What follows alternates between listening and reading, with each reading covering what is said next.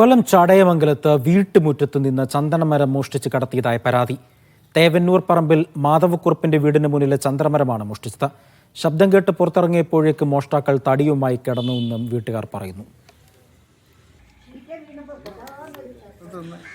ചന്ദനമരം ഇന്നലെ രാത്രി ഒരു 2:30 മുറിച്ച് കടത്തിക്കൊണ്ടുപോയി. അകത്ത് ലൈറ്റിട്ടപ്പോഴത്തേക്ക് ഞങ്ങൾ ഉണർന്നു വന്നപ്പോഴത്തേക്ക് അവർ പോയി കഴിഞ്ഞു. ഒരു 30 വർഷം പഴക്കം വരും.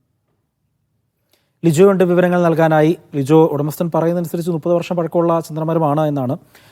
പോലീസ് ഇതുമായി ബന്ധപ്പെട്ട അന്വേഷണം ആരംഭിച്ചിട്ടുണ്ടോ? മറ്റു വിവരങ്ങൾ?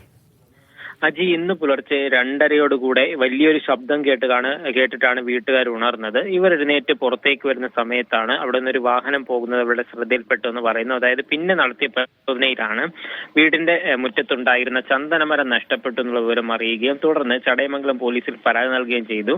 ഇപ്പോൾ ആ വീട്ടുടമ പറഞ്ഞതുപോലെ തന്നെ ഏകദേശം 30 വർഷത്തിലേറെ പഴക്കമുള്ള മരമാണ്. 12 അടിയോളം ഉയരം വരും എന്നുള്ള വിവരവും അയാൾ പറയുകയും ചെയ്യുന്നുണ്ട്.